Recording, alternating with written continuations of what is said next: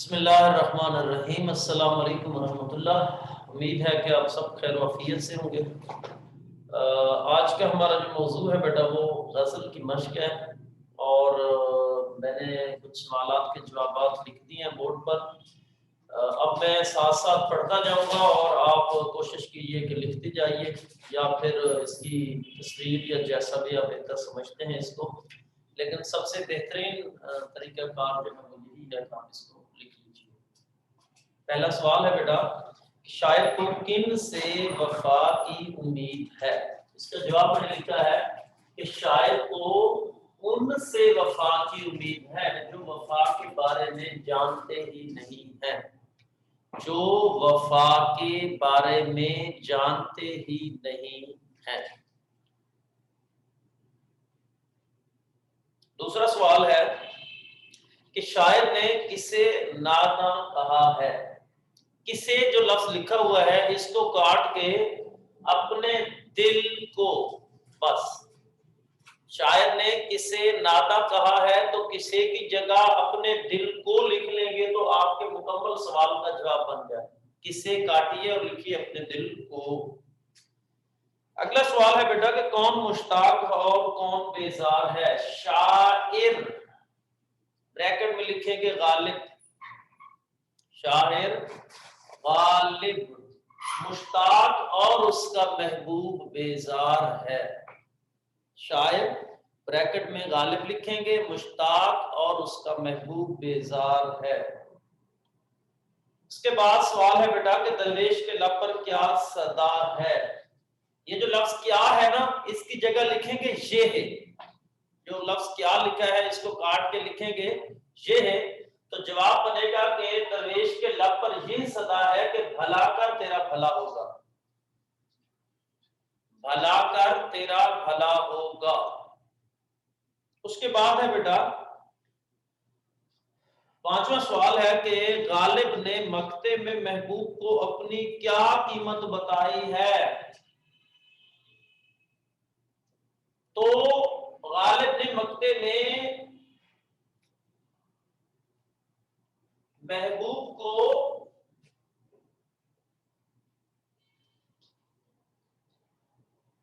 اپنی کوئی قیمت نہیں بتائی۔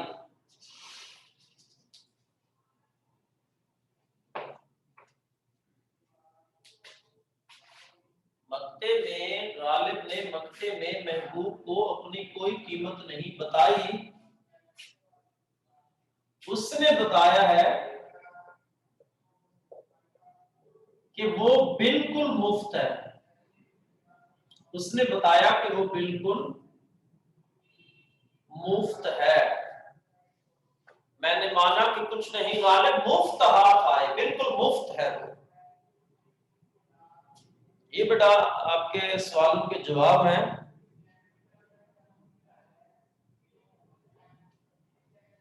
ٹھیک ہو گیا؟ تو اس کے بعد اب ہم چلیں گے آگے اگلے اپنے سوال کی طرف۔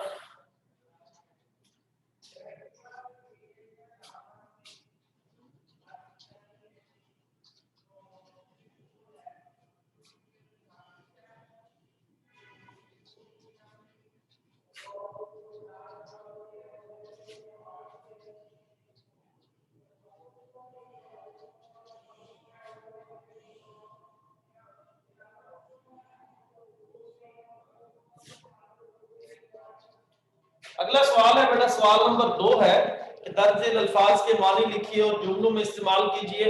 چونکہ ہم جملوں کا استعمال نہیں کرتے ہیں اور معنی میں لکھ دیتا ہوں۔ پہلے لفظ کا معنی صرف معنی میں لکھنے لگا ہوں بیٹا۔ دل ناداں، ناداں دل، ناسمجھ دل۔ دوسرا ہے مشتاق، شوق رکھنے والا۔ تیسرا بیزار، نفرت کرنے والا۔ نمبر 4 ماجرا، قصہ۔ نمبر 5 मुद्दा दिल की दुआ और सदा आवाज, सदा का आप लिखेंगे आवाज। उसके बाद तीसरा सवाल है कि इस गजल के दूसरे शेर में मुश्ताक और बेजार के अल्फाज आए हैं, ये मानवी एतबार से एक दूसरे की जिद हैं, ऐसे अल्फाज मुतजाद कहलाते हैं। मंदरज झेल अल्फाज की मुतजाद लिखिए। पहला है नादान, उसका आएगा दाना। फिर है दिन रात, नेकी बदी। उसके बाद मौत, हयात या जिंदगी, दोनों ठीक है। उसके बाद है आजाद, कैद। आजाद का आएगा बेटा कैद। इस तरीके से ये जो है वो अल्फाज मुतजाद हो गए। ठीक हो गया। उसके बाद दर्ज झेल अल्फाज पर एराब लगाकर तलफ्फुज वाज़ेह कीजिए। मुश्ताक, मुश्ताक, मुद्दा, मुद्दा। उसके बाद है वफा। उसके बाद है बेटा सदा। फिर है नसार,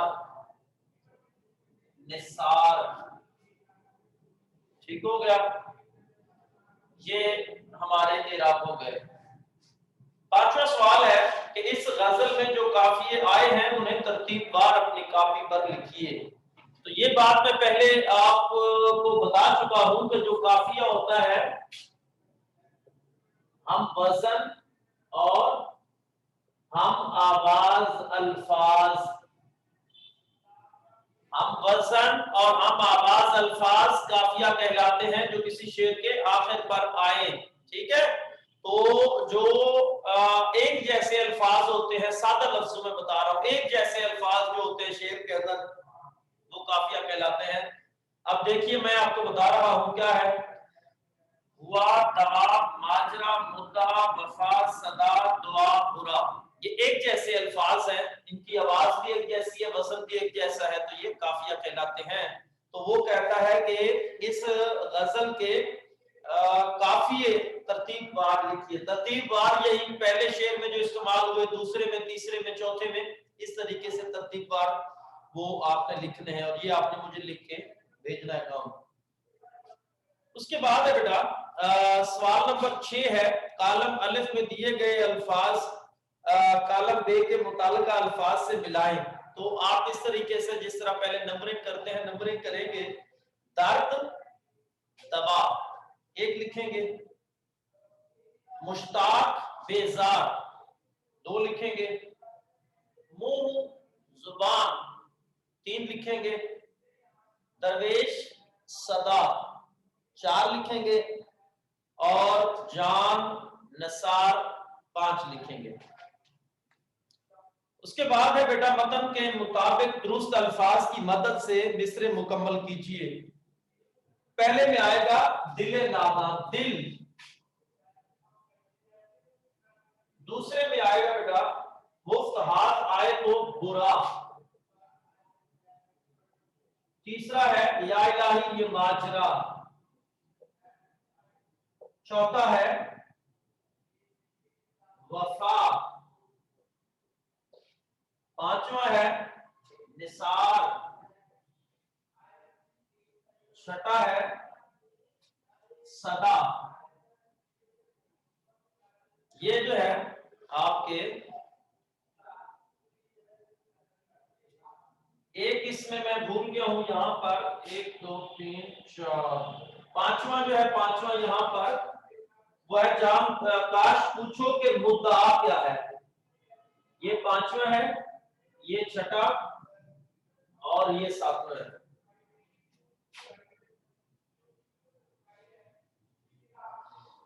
अगला सवाल है बेटा کہ درج ذیل میں سے مذکر اور مؤنث الگ الگ کیجئے. تو آپ اس کی ایک فہرست بنائیں گے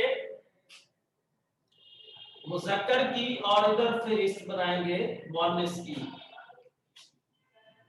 دل مذکر ہے، صدا مؤنث ہے، جان مؤنث ہے، مدعا مؤنث ہے، دعا مؤنث ہے اور ماجرا مذکر ہے. پہلا اور آخری لفظ مذکر ہے، باقی سب کے سب جو ہے وہ مؤنث الفاظ ہیں. اس کے بعد بیٹا اگلا جو ہمارا موضوع ہے وہ ہے کنایا. کنایا جو ہوتا ہے وہ اس کا مطلب ہوتا ہے چھپی ہوئی بات. کنایا یہ بات آپ ذہن نشین کر لیں.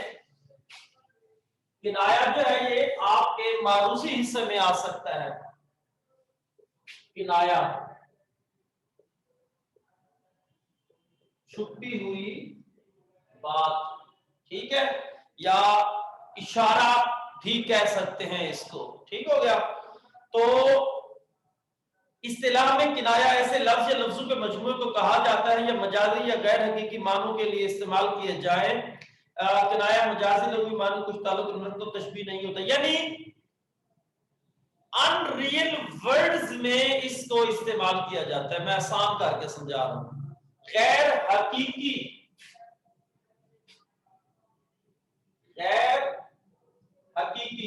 ان ریئل ورڈز، جو ریئل ورڈز نہیں ہوتے بیٹا، حقیقی لفظ نہیں ہوتے، ان میں یہ استعمال کیا جاتا ہے. اور ماشاءاللہ اس میں تو ہمارا پورا معاشرہ ایکسپرٹ ہے اشاروں میں بات کرنے کا. اشارے وہ نہیں جو ہاتھوں سے کیے جاتے ہیں. اشارے یعنی آپ بات کریں منہ سے اور اگلے کو سمجھ بھی آ جائے. وہ جیسے ہے کہ اس نے باتوں باتوں میں بات کہہ ڈالی، کسی کو کانوں کان خبر ہی نہ رہی. تو جو اشاروں سے بات کی جاتی ہے وہ گفتگوئی اشارے کہلاتے ہیں. یعنی وہ اشارے نہیں کہلاتے جو ہاتھوں سے کسی کو جیسے گونگے اشارے کرتے ہیں، اس طرح کے وہ اشارے نہیں ہیں. یہ اشارہ الفاظی اشارہ ہوتا ہے. اس میں بیٹا نیچے مثال ہے، اس کو کالے نے کاٹا ہے. اب کالے کا لفظ جو ہے وہ بطور کنایا ہے، یعنی کالے سے مراد یہاں کون ہے؟ کوا نہیں ہے بلکہ سانپ ہے. ٹھیک ہے. اس کے بعد اگلا ہے کہ بیٹے کو عرصے بعد دیکھ کر ماں کا کلیجہ ٹھنڈا ہوا. کلیجہ ٹھنڈا ہونا یعنی دل ٹھنڈا ہو گیا. ٹھیک ہے. بڑی دیر بعد ماں نے بیٹے کو دیکھا. اس کا مطلب یہ نہیں ہے ریئل ورڈز میں تو یہی ہے کہ ماں جو ہے وہ برف لگ گئی اس کے سینے پر ہے. ٹھنڈا اس طریقے سے ہوا کہ برف لگنے سے، لیکن ٹھنڈ پڑی اس کو، خوشی ہوئی. یعنی کلیجہ ٹھنڈا ہونا، بہت زیادہ خشک ہو جانا، یعنی اس معنی میں بھی آپ اس کو استعمال کر سکتے ہیں. اس کے بعد ہے بیٹا اپنے سفید بالوں کا کچھ خیال کرو. سفید بالوں سے یہاں مراد ہے بڑھاپا. یعنی آپ کو سمجھ آ رہی ہوگی کہ اشارے میں ہم جب بات کرتے ہیں کسی سے اپنے سفید بالوں کا خیال رکھیے، یعنی بڑھاپے کا خیال رکھیے. جب سے چولہا ٹھنڈا ہوا، چولہا ٹھنڈا ہوا، چولہا ٹھنڈا ہوا ریئل معنی میں جو ہے کہ مطلب کہ آگ ہی نہیں جلائے گی. اور ان ریئل میں کیا ہے؟ غربت. ایسے نہیں ہے کہ انسان پھر چولہے کو جلائے اور چولہا گرم، چولہا ٹھنڈا ہوا اشارہ ہے. وہ بڑا تانگ دل ہے. تانگ دل یعنی اس کا یہ نہیں کہ دل بالکل چھوٹا ویسے بنا وہ بھی چھوٹا ہے، نہیں، بلکہ تانگ دل سے یہاں مراد ہے کہ وہ کنجوس بھی کہہ سکتے ہیں یا باتوں کو برداشت نہ کرنے والا بھی کہہ سکتے ہیں. الغرض وہ بڑا تنگ دل ہے، مطلب گھٹیا ہے یا کنجوس ہے. جن معنوں میں بھی استعمال کر لیجئے. یہ آپ کی مشق ہے بیٹا. ابھی پوری اس مشق کے حوالے سے آپ کا کسی قسم کا کوئی سوال ہے تو مجھ سے پوچھ لیجئے. ہمارا آج کا یہ موضوع ختم ہو گیا. کل انشاءاللہ آپ اپنے پاس اردو بی کی کتابیں رکھیں گے تو کل انشاءاللہ ہم اردو بی کے جو کچھ رہ گیا ہے، جن کے اندر ہمارے 2 خطوط ہیں اور مکالمے یقیناً ہو گئے تھے، وہ ہم نہیں کریں گے. کچھ کہانیاں ہماری رہ گئی تھی، اخلاقی سبق والی کہانیاں، وہ ہم اس کو کریں گے انشاءاللہ. ٹھیک ہے. تو اس کے علاوہ ہمارا سلیبس جتنا بھی ہے وہ مکمل ہو چکا ہے. لہٰذا اب آپ نے کل اردو بی کی کتابیں رکھنی ہے اور 2 دن بعد یا میکسیمم 3 دن بعد انشاءاللہ ہمارا فائنل ڈے ہوگا اردو کی طرف سے، آپ اوکے ہوں گے۔ اب آپ کا کوئی سوال ہے تو مجھ سے پوچھ لیجیے۔ جی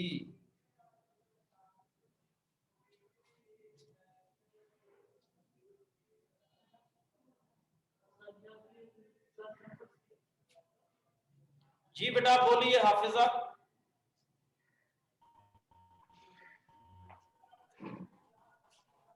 السلام علیکم۔ وعلیکم السلام ورحمۃ اللہ۔ جی بیٹا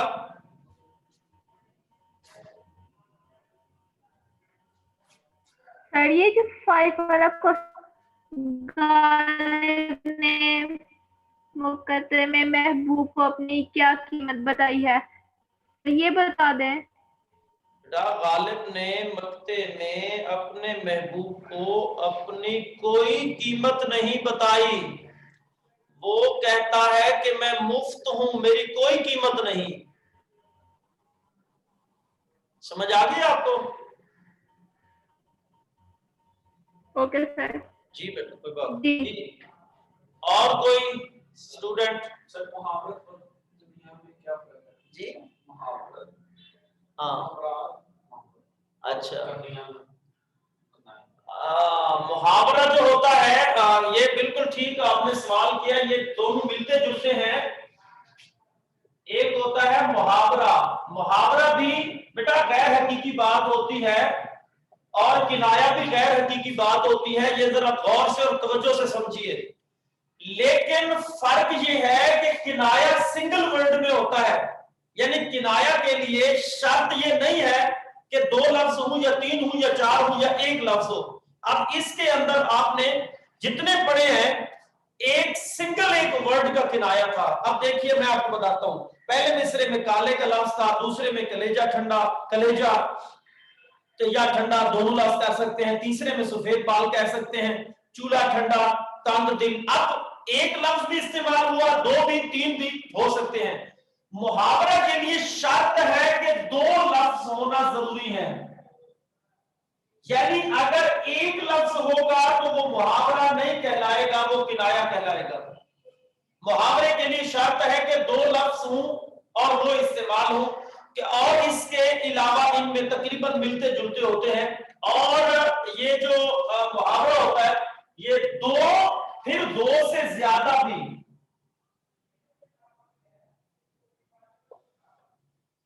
منیمم اس کے 2 الفاظ، ایک لفظ محاورہ نہیں کہلائے گا، وہ کنایا کہلائے گا۔ ایک سے زیادہ الفاظ ہوں تو وہ محاورہ کہلائیں گے۔ اب یہاں سوال ہو سکتا ہے کہ سر 2 الفاظ ہوں تو کیا وہ کنایا ہوں گے یا محاورہ ہوں گے، یہ بھی سوال ہو سکتا ہے۔ تو اس کے اندر جو 2 الفاظ یا 3 استعمال ہوں گے وہ باقاعدہ معنی رکھتے ہوں۔ اب سنیے میں آپ کو 2-3 مثالیں دینے لگا ہوں، آپ کو بھی ڈیفرنٹ سمجھ آ جائے گا کہ 2 الفاظ ہوں تو وہ کیسے ہمیں پتہ چلے کہ یہ کنایا ہے یہ محاورہ ہے۔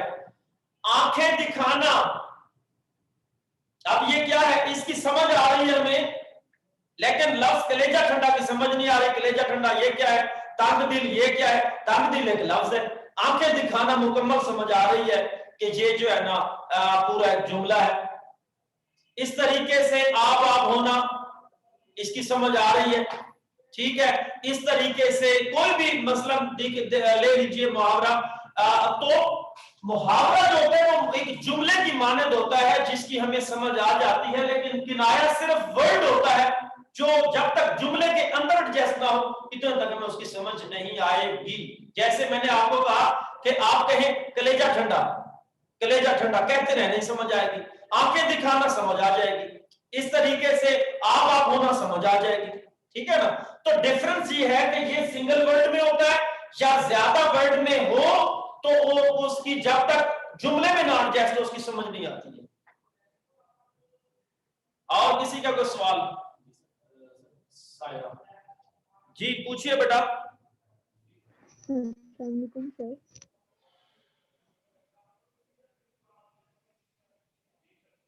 السلام علیکم سر۔ جی وعلیکم السلام۔ سر یہ معروضی میں جو کالم ہے الف اور بے یہ دوبارہ کروا دیں۔ زور سے بولیں، آپ کی آواز بالکل نہیں آئی بیٹا مجھے۔ سر میں کہہ رہی ہوں یہ جو معروضی میں کالم الف اور بے ہے یہ دوبارہ کروا دیں. کالم اچھا ٹھیک ہے کوئی بات نہیں جی. درد دوا، مشتاق بیزار، منہ زبان، درویش صدا، جان نثار. اور کسی کا کوئی سوال